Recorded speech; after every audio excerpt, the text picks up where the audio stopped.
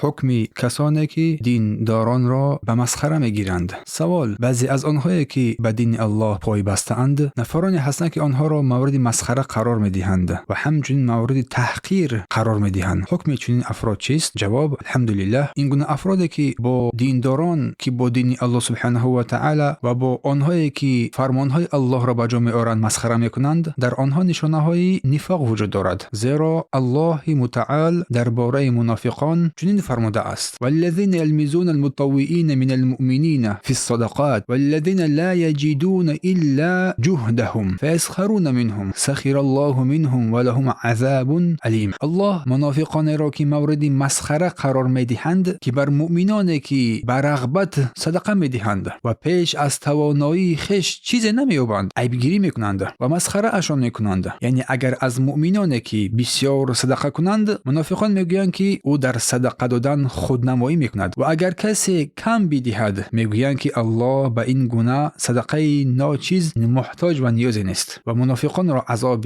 درد آور و دردناک. سوره توبه آیه 79. اگر این مسخره کردنشان برای آن باشد که آن شخصان در راه شریعت هستند، این مسخره کردن به شریعت الله است و مسخره به شریعت الله سبحانه و تعالی این کفر است. اما اگر آنها به خاطر خود شخص یا لباسش مسخره کنند به توجه به آنکه او پایبند سنت است یا نه، پس چنین افراد عمل آنها کفر نیست، زیرا ممکن است که شخص با شخص دیگر یا به نمود ظاهر آن مسخره کند به آنکه نیت تحقیر دین را داشته باشد، اما با وجود این آنها در خطر بزرگ قرار دارند. برعکس بر هر مسلمان واجب است که کسی را که به دین الله پایبند است تشویقش کند و به او کمک برساند. اگر در کارش اشتباهی باشد او را با نرمی راهنمایی و اصلاح نماید تا که به راه درست راه سپار بگردد. شیخ ابن العثیمین، المجموع الفتاوی، جلد اول، صفحه 75.